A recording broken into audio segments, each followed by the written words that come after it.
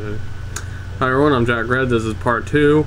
This is the top 10 worst video game sequels I have ever experienced. Everyone has their own list. This will be mine. If you want to throw me a sequel I haven't played and I'll tell you why it's not on my list, I'm free to do that. Now, I'm going to start right now on my list, and the moment I get to number 1, hopefully I'm going to be flaming pissed. But we'll find out if I'm really flaming pissed when we get to it. Number 10 is Clay Fighter's 63 1/3. Basically, the first two were really good games. I got into them, and I still think the original was the best one. And you know what? It is. It still is. This game was the first installment. It got its own update. Now, unlike the first update, which added more multiplayer modes and fixed some problems, this one, due to it added 4 more characters to the game and made some minor changes into there. But here's the thing: your killer instinct combos are gone, while at it that some of your special and super moves are removed. So you can consider the update also thrown in that section, since that is based with an updated version of number 10. Sorry, it just really upsets me. Number 9 is Mortal Kombat Armageddon. I played Mortal Kombat Trilogy, and that was the best all-star Mortal Kombat game they ever made, and this is a pile of crap. I expected more from this game. It didn't even feel like Mortal Kombat when I was kicking butts and all that. In fact, what happened to all the character fatalities? I understand why they're not going to have that in the new one and have special finishing moves instead, but this is ridiculous. But I'm really glad that they did good with Mortal Kombat and create your character mode. I mean, that was decent enough to get me to like the game. It just really upsets me. They had a good idea and they crapped all over it. Shame on you, Midway. Shame on you. Number 8 is Silent Hill 4: The Room. Now, I was about to say get your own room, but no. This is basically what it's about. You're this guy who's stuck in his hotel room, locked in by a mysterious force, and there's a hole in your wall in the bathroom. You gotta go through there. Okay, do this. The person dies. Go through the hole. The person dies. Come back. It does this 4 times. Then you realize that there's a hole. Yeah, then I believe you realize there's a hole in the wall. Then you find out there's actually a way to get out of your room. Then you find out that you gotta go through those 4 again. Then near the end you get to kill Walter. Get the ending. It's a bunch of crap. I was really disappointed. I was surprised for 1, 2, 3, and Origins, and possibly 5 when that comes out. I mean, even the movie did better, and a lot of people didn't expect it to be as good. They expected it to be not as good as Resident Evil movies, or even Mortal Kombat. Even though the original Mortal Kombat is still one of my favorite movies of all time. Now, number 7 is Sonic the Hedgehog. I'm talking about the 2006 game. Yes, a lot of you hate it, but I had to throw your attention. Screwtack were about to have this on their top 5 Sonic top 5 worst Sonic games. And the reason why they gave it to Sonic 3D Blast is just because he was popular when that game came out, and this one, he's dying in popularity. He's like in life support. It's really disappointing. I mean, the voice acting, the story, I mean, it didn't feel like Sonic even the slightest bit. In fact, I'm gonna admit the biggest dislike I have it. I hate playing as Silver the Hedgehog. I have spoken. Next up, number 6, Resident Evil Survivor 2: Code Veronica.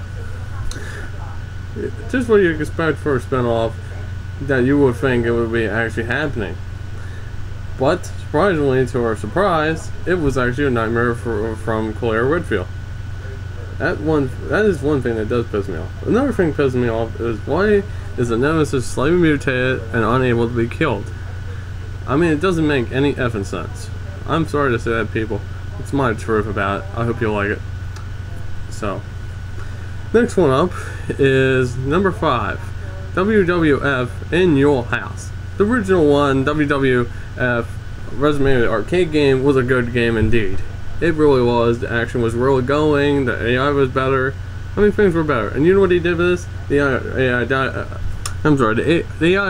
AI got lowered. They throw in these icons. Do you want to get strength, or do you want to lose your strength?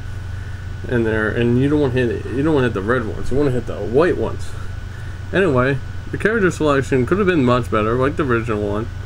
and it just didn't appeal as much to me as the original one. So, number 4 is Die Hard Trilogy 2, Viva Las Vegas. The original one was a classic game, indeed, but this was a pile of crap. This wasn't even Die Hard. In fact, let me put it to you this way. The one team that made sure this game was going to be a success wasn't even involved. And if you look closely to on Wikipedia, you know exactly what team I'm talking about. The same team that would help with the ports of Mortal Kombat 1 and 2. But you'll find out when you do your little research. That's right, I'm going to make you go and research it.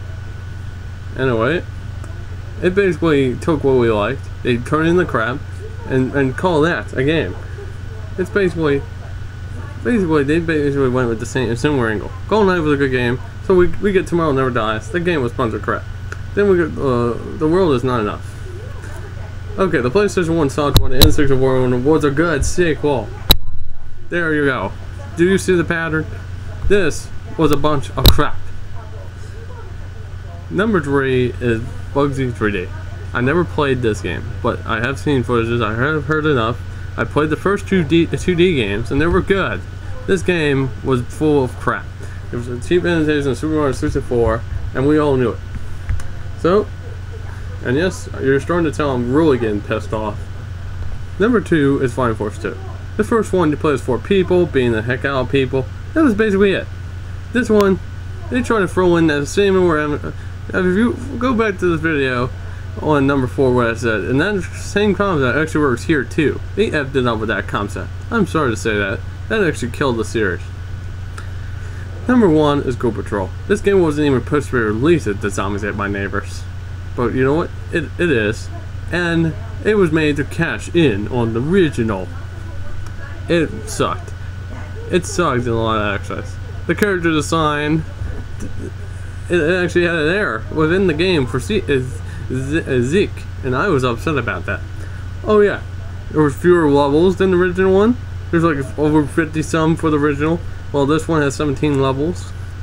The monster choices were really horrible. In fact, the only monster that comes back from the original are the zombies. and it actually has a plot. That's too bad that it's too similar to Evil Dead. That pisses me off. It's basically like they're saying, let's open the Book of Dead. Okay, let's fight the dead. And you call that your version of a good concept, put it into a video game? Ah, you're ripping off Evil Dead, and we all know it. See ya.